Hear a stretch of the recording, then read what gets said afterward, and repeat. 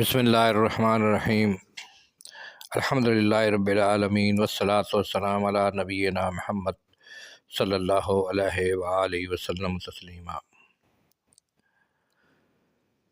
سامعین کرام، السلام علیکم ورحمۃ اللہ وبرکاتہ۔ سلسلہ سیرت النبی حضور صلی اللہ علیہ وسلم کی پیشن گوئیاں اور بشارتیں جو کہ صحابہ کرام کو دی گئی تھی، وہ کس طرح پوری ہوئیں، کس کس وقت میں پوری ہوئیں، یہ آج کا بیان آپ ضرور سنیے، انشاءاللہ آپ کی معلومات میں اضافہ ہوگا۔ فتنے کس طرف سے اٹھیں گے؟ حضرت عثمان کو فتنوں کی اطلاع کس نے دی؟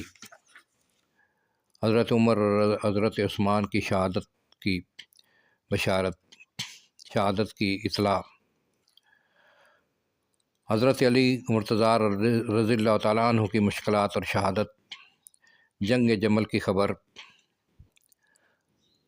جنگ جمل کون سی ہے، اس کی کیا خبر تھی؟ حضرت علی رضی اللہ تعالیٰ عنہ اور معاویہ کی جنگ، جس کو جنگ صفین کہتے ہیں۔ حضرت عمار شہید ہوں گے، اس کی اطلاع۔ حضرت حسن کی مصالحت۔ نوخیز حکمران کون سے تھے جن کے ہاتھوں سے اسلام کی تباہی ہوئی، اور اسی طرح یزید کی تخت نشانی کی بلا اسلام پر کیسے اتری، اور امام حسین کی شہادت کی اطلاع کس نے دی؟ خوارج کون سے ہیں؟ نبی پاک صلی اللہ علیہ وسلم نے ان کے متعلق کیسی علامات بتائی تھیں جو کہ ہر پر پوری ہوئیں؟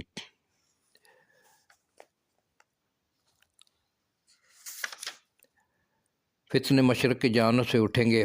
مستند اور معتبر حدیثوں میں پوری تصریح کے ساتھ بروایت کثیرہ مذکور ہے۔ صحیح بخاری کتاب الفتن کے اسلام میں فتنوں کا آغاز مشرق کی طرف سے ہوگا۔ آپ نے انگلی کے اشارہ کر کے بار بار فرمایا کہ ادھر سے، جدھر سے شیطان کی سینگیں یعنی سورج کی کرنیں نکلتی ہیں۔ یہ اشارہ عرب سے مشرق کی طرف تھا، یعنی عراق کی طرف۔ دیکھو، حضرت عمر رضی اللہ تعالیٰ عنہ کا قاتل اجمی تھا۔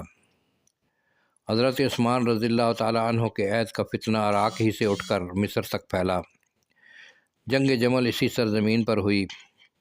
حضرت علی رضی اللہ تعالیٰ عنہ یہیں شہید ہوئے۔ امیر معاویہ اور حضرت علی رضی اللہ تعالیٰ عنہ کی جنگ صفین یہیں پیش آئی۔ خوارج اسلام کا پہلا گمراہ کن فرقہ یہیں سے نکلا۔ جبریہ اور قدریہ وغیرہ اسلام کے دیگر فرقوں کی یہ بدعتیں جنہوں نے اسلامی عقائد کی سادگی کو پارا پارا کر دیا، یہیں پیدا ہوئے۔ جگر گوشہ رسول اور خانوادہ نبوت کا قافلہ یہیں فرات کے کنارے لٹا۔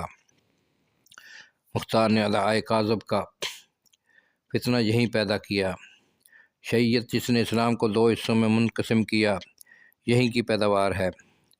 حجاج کی صفاقیاں اسی سرزمین پر ہوئیں۔ ترک اور تاتار کی غارت گریوں کے نتائج جنہوں نے اسلام کی رئی سے طاقت اور عرب اور خلافت و عربی کا تار الگ کر دیا، یہیں رونما ہوئے۔ حتیٰ کہ اس جنگ عظیم میں بھی واحد اسلامی طاقت کے ساتھ غداری کے نتائج بھی اولاً یہیں ظاہر ہوئے، اور اس کے اثرات بعد کو اور اطراف میں بھی رونما ہوئے۔ تو یہ ہے فتنے جو مشرق کی طرف، اور نبی پاک صلی اللہ علیہ وسلم نے اشارہ کر کے، تو وہ اس ٹائم عراق جو ہے وہ مشرق کی طرف، حجاز سے، مکہ مدینہ سے مشرق کی طرف ہے حجاز، عراق، اس کی طرف اشارہ کر کے بتایا تھا، اور یہیں سے سارے فتنے اٹھے ہیں۔ حضرت عثمان کو فتنہ کی اطلاع۔ حضرت صلی اللہ علیہ وسلم مدینہ کے ایک باغ میں ٹیک لگائے بیٹھے تھے۔ حضرت ابوبکر رضی اللہ تعالیٰ عنہ دروازہ کھلوا کر آئے تو آپ نے ان کو جنت کی بشارت دی۔ حضرت عمر رضی اللہ تعالیٰ عنہ آئے اور آپ نے ان کو بھی جنت کا مجزہ سنایا۔ اس کے بعد حضرت عثمان رضی اللہ تعالیٰ عنہ آئے تو آپ نے ان کو جنت کی بشارت کے ساتھ فتنہ و امتحان کی دوچار ہونے کی بھی اطلاع دی۔ چنانچہ ان کو اپنے زمانہ خلافت میں یہ فتنہ امتحان پیش آیا اور شہادت نصیب ہوئی۔ حدیث کی کتابوں میں اس قسم کی اور بھی روایتیں ہیں۔ حضرت عمر رضی اللہ تعالیٰ عنہ اور عثمان رضی اللہ تعالیٰ عنہ شہید ہوں گے، اس کی اطلاع نبی پاک صلی اللہ علیہ وسلم نے پہلے کس طرح فرمائی؟ ایک بار مکہ معظمہ میں کوہ صبیر یا کوہ عہد پر حضرت صلی اللہ علیہ وسلم تشریف فرما تھے۔ آپ صلی اللہ علیہ وسلم کی رفاقت میں حضرت ابو بکر رضی اللہ تعالیٰ عنہ، حضرت عمر رضی اللہ تعالیٰ عنہ اور حضرت عثمان رضی اللہ تعالیٰ عنہ بھی تھے کہ دفعتاً پہاڑ کو جنبش ہوئی اور پہاڑ نے کانپنا شروع کر دیا، لرزہ طاری ہو گیا۔ آپ نے فرمایا، اے صبیر، اے عہد، ٹھہر جا کہ تیری پشت پر ایک پیغمبر، ایک صدیق اور 2 شہید ہیں۔ پیغمبر اور صدیق کو تو سب جانتے تھے، لیکن حضرت عمر رضی اللہ تعالیٰ عنہ اور حضرت عثمان رضی اللہ تعالیٰ عنہ کی شہادت کے بعد یہ بھی معلوم ہو گیا کہ وہ شہید کون تھے۔ اس کی اطلاع نبی پاک صلی اللہ علیہ وسلم نے اس ٹائم دے دی تھی۔ حضرت علی المرتضیٰ رضی اللہ تعالیٰ عنہ کی مشکلات اور شہادت۔ حضرت علی رضی اللہ تعالیٰ عنہ سے مروی ہے کہ حضرت صلی اللہ علیہ وسلم نے ان سے فرمایا کہ تم سے میری امت میرے بعد بے وفائی کرے گی۔ حضرت ابن عباس رضی اللہ تعالیٰ عنہ کی روایت کے الفاظ یہ ہیں کہ اے علی، خبردار کہ تم کو میرے بعد مصیبت پیش آئے گی۔ حضرت علی رضی اللہ تعالیٰ عنہ نے استفسار کیا کہ کیا یہ مصیبت میری سلامتی دین کے ساتھ پیش آئے گی؟ فرمایا، ہاں، تمہاری سلامتی دین کے ساتھ۔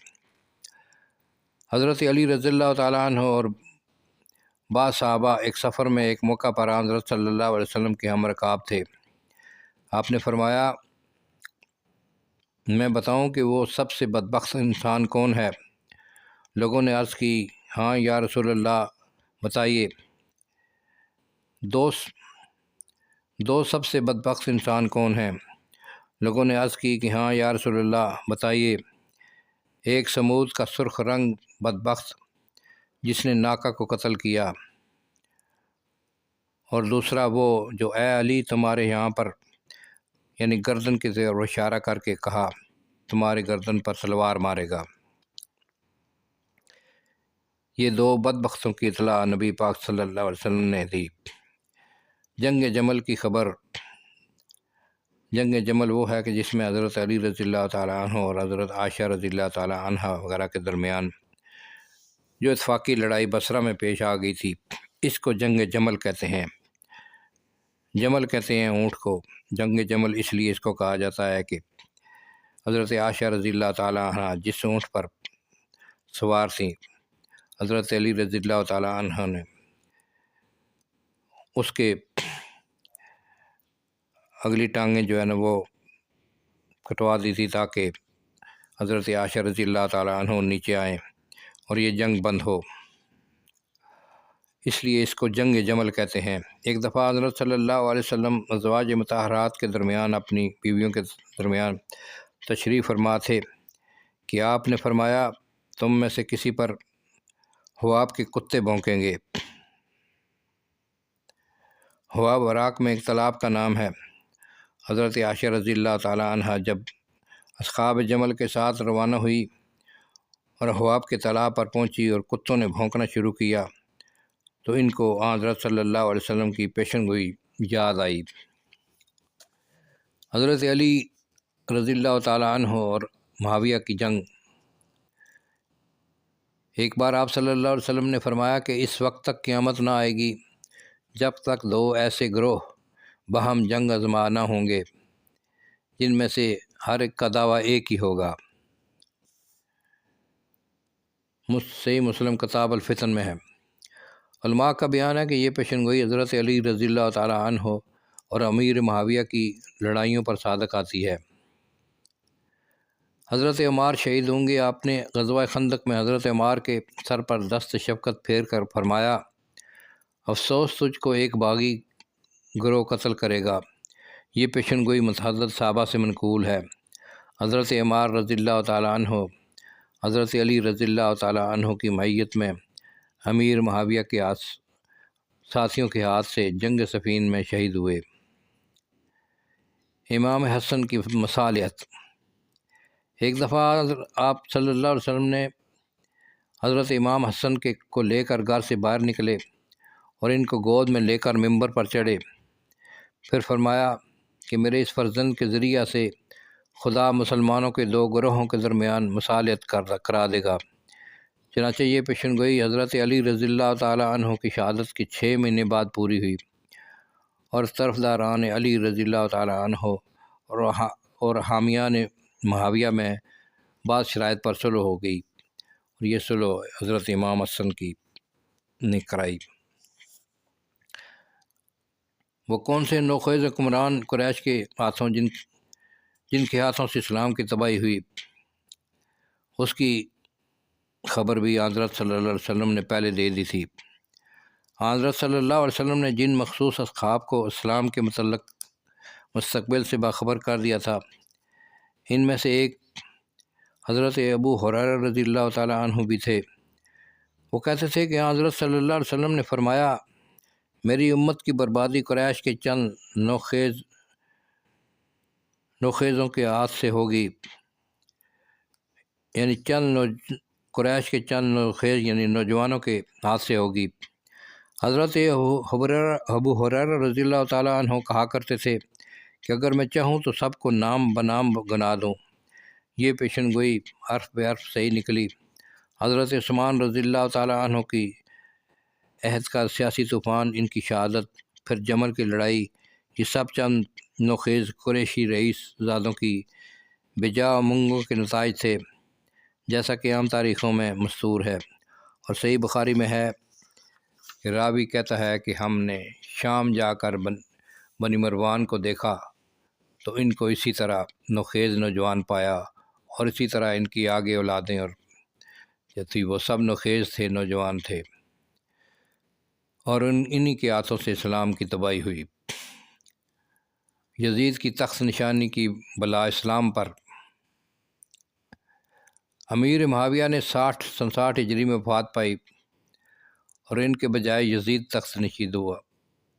ان کے بعد یزید تخت نشین ہوا، اور یہی اسلام کے سیاسی، مذہبی، اخلاقی اور روحانی ادوار کی تباہی کی اولین شب ہے۔ یہیں سے اسلام کی بربادی شروع ہوئی۔ حضرت ابو ہریرہ رضی اللہ تعالیٰ عنہ سے متعدد روایتیں ہیں۔ مسند احمد میں ہے کہ حضرت صلی اللہ علیہ وسلم نے مسلمانوں سے فرمایا کہ 60 ہجری کے شروع ہونے سے اور لڑکوں کی حکومت سے پناہ مانگا کرو، اور دنیا ختم نہ ہوگی یہاں تک کہ اس پر ایسے حکمران نہ ہو لیں۔ حاکم میں ہے کہ آپ نے فرمایا، عربوں پر افسوس اس مصیبت سے جو 60 ہجری کے آغاز پر قریب آئے گی۔ امانت، لوٹ کا مال اور صدقہ و خیرات جرمانہ اور تاوان سمجھا جائے گا، اور گواہی پہچان سے دی جائے گی، اور فیصلے ہوا و حوث سے ہوا کریں گے۔ بحقی میں ہے کہ حضرت ابو ہریرہ رضی اللہ تعالیٰ عنہ مدینہ کے بازاروں میں یہ کہتے جاتے تھے کہ خداوندا میں 60 ہجری اور لڑکوں کی حکومت کا زمانہ نہ پاؤں۔ خدا نے ان کی یہ دعا قبول کی، اور سن 59 ہجری میں انہوں نے وفات پائی۔ حضرت امام حسین کی شہادت کی متعدد پیشن گوئیاں حاکم، بحقی، ابن رابعہ اور ابو نعیم میں مذکور ہیں، مگر اصولاً ان روایات کا درجہ بلند نہیں۔ تاہم اتنی بات مجملاً ثابت ہوتی ہے کہ آپ کو اس واقعہ کا علم ضرور عطا کیا گیا تھا، اور آپ نے اہل بیت کو اس کے متعلق کوئی خاص اطلاع دی تھی۔ اس باب میں بہترین حدیث حاکم کی یہ روایت ہے، جس کو اس نے متعدد طریقوں سے نقل کیا ہے، کہ ابن عباس رضی اللہ تعالیٰ عنہ کہتے ہیں کہ اللہ تعالیٰ نے حضرت صلی اللہ علیہ وسلم کو اطلاع دی تھی کہ میں نے یحییٰ پیغمبر کا بدلہ 70,000 سے لیا تھا، اور میں تیرے نواسے کا بدلہ 70,000 سے لوں گا۔ حافظ ذہبی نے اس روایت کو علی شرط مسلم تسلیم کیا ہے، لیکن روایت خود اس کا اشارہ کرتی ہے کہ اس سے پہلے حضرت امام حسین کی شہادت کی اطلاع دی جا چکی تھی۔ یہ اطلاع الہی حرف پہ حرف صحیح ہوئی۔ امام موصوف کی شہادت کے بعد مختار کے ہاتھوں قاتلین حسین سے اسی قدر انتقام لیا گیا، اور اسی طرح 70,000 سے انتقام لیا گیا۔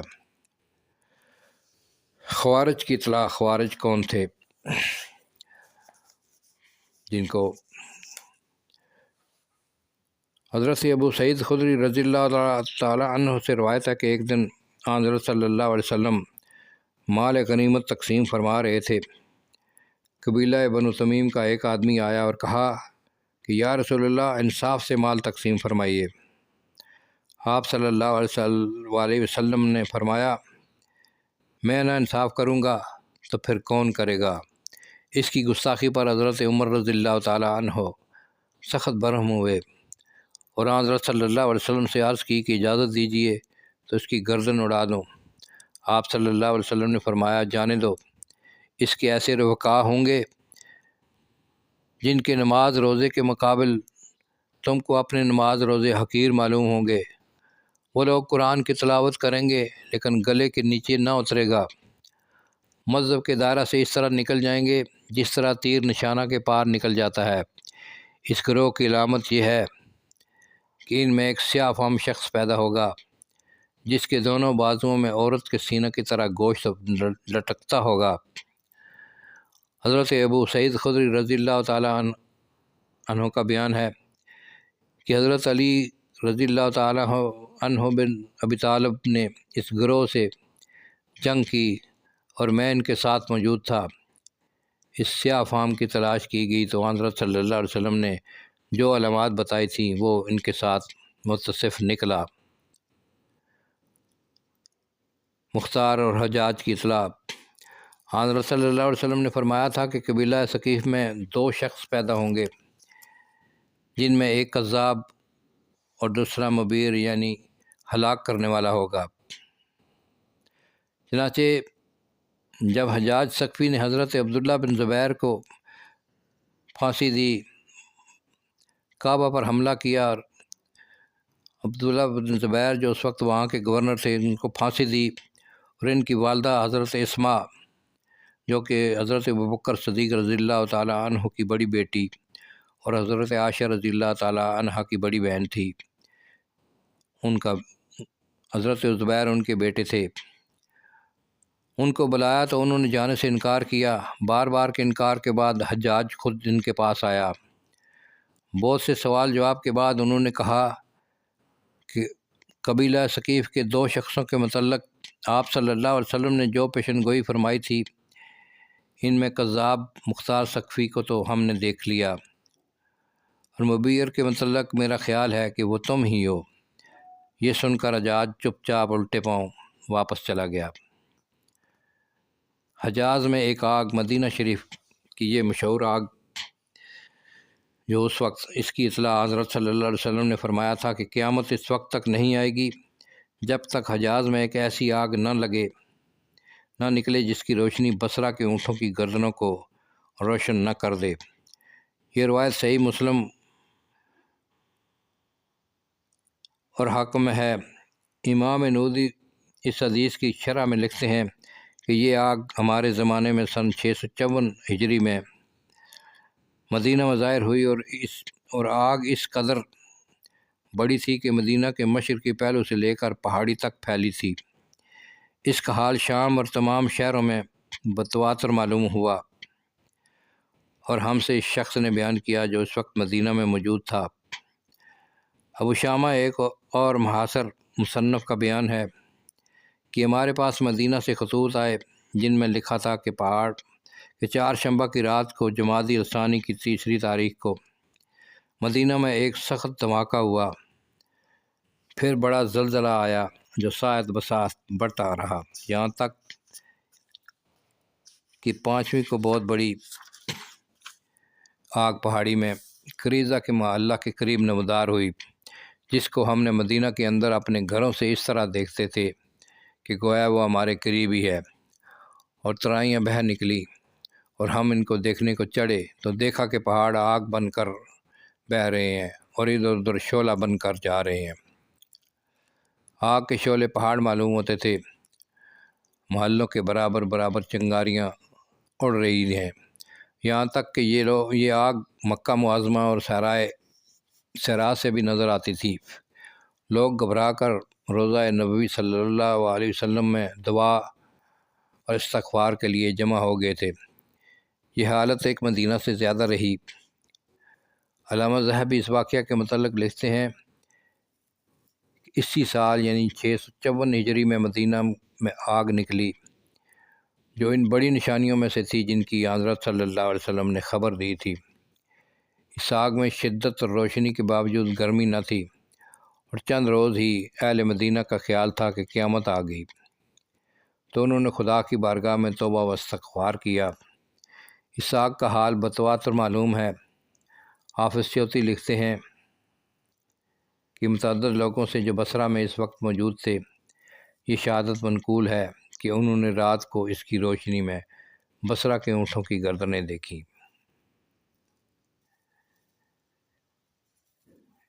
ایک صدی یا ایک دور کے بعد انقلاب آئے گا، اس کی اطلاع حضرت ابن عمر رضی اللہ تعالیٰ عنہ کہتے ہیں کہ ایک دفعہ اخیر زندگی میں حضرت صلی اللہ علیہ وسلم نے نماز عشاء کے بعد حاضرین کو مخاطب کر کے فرمایا، آج اس شب کی میں تم کو بتاؤں کہ اس سے 100 برس بعد آج کے لوگوں میں سے کوئی بھی روئے زمین پر باقی نہ رہے گا۔ راوی کہتا ہے کہ اس سے آپ کا مقصود ایک دور، ایک قرن، ایک صدی کا ختم ہو جانا تھا۔ حضرت جابر رضی اللہ تعالیٰ عنہ اسی واقعہ کو ان الفاظ میں بیان فرماتے ہیں کہ اپنی وفات سے 1 مہینہ پہلے آپ صلی اللہ علیہ وآلہ وسلم نے فرمایا کہ تم قیامت کی نسبت دریافت کرتے ہو، اس کا علم تو خدا کو ہے۔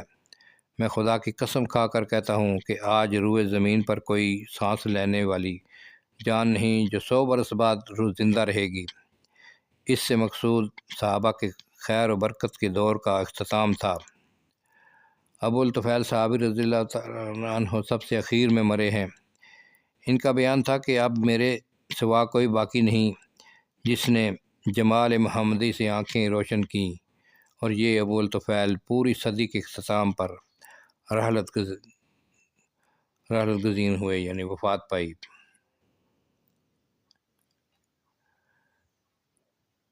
چار دوروں کے بعد پورا انقلاب۔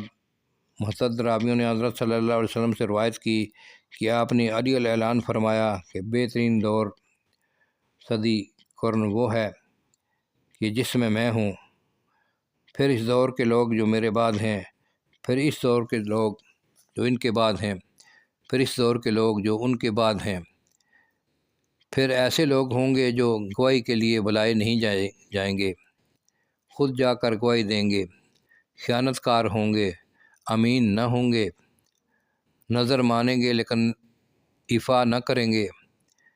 پہلا دور عہد نبوی ہے، دوسرا دور صحابہ کرام کا ہے، تیسرا تابعین کا، چوتھا تبع تابعین کا ہے۔ یہ عہد اسلام کے روحانی، دینی، اخلاقی مناقب و مکارم کا دور، اور صلح امت ائمہ دین اور علماء خیر کے پدر پہ ظہور اور وجود کا، اور خالص مذہبی علوم کی نشو و نما، ترتیب و تدوین اور نشر و اشاعت کا ہے۔ اس کے بعد ہی بدعات کا سیلاب امڑ آتا ہے، علماء سو اور عمرائے جور پیدا ہوتے ہیں، فرق باطلہ کا ظہور ہوتا ہے، فقہاء میں جمود آتا ہے، علماء میں ہوا اور ہوس سراپ آتی ہے۔ ہند، فارس اور یونان کے فلسفیانہ خیالات مسلمانوں میں رائج ہوتے ہیں، اسلام کے اعتقادی اور عملی قوہ سست ہو جاتے ہیں، اور تمام نظام ابتر ہو جاتا ہے۔ مدعیان کاذب، صحیح مسلم وغیرہ میں ہے کہ آپ نے فرمایا کہ قیامت سے پہلے 30 کاذب دجال پیدا ہوں گے، جن میں سے ہر ایک دعویٰ کرے گا کہ وہ نبی ہے۔ ایسے مدعیان کاذب کی تعداد اگر مسلمہ کے وقت سے لے کر آج تک کی تاریخوں سے چن کر الگ کی جائے تو قریب 30 کے پہنچ جائے گی، جن میں سے 2 جو ہندوستان اور ایران میں ابھی گزرے ہیں وہ تمہاری نگاہوں کے سامنے ہیں۔ سامعین کرام، آج کی ویڈیو میں یہیں پر ختم کرتا ہوں۔ انشاءاللہ اسی اگلی ویڈیو میں مزید حضور صلی اللہ علیہ وسلم کی پیشن گوئیاں جو کہ حرف پہ حرف پوری ہوئی ان کے اوپر بیان ہوگا۔ چینل کو سبسکرائب کیجئے اور اگلی پیشن گوئیوں کا انتظار کریں، ضرور سنیں، آپ کی معلومات میں اضافہ ہوگا۔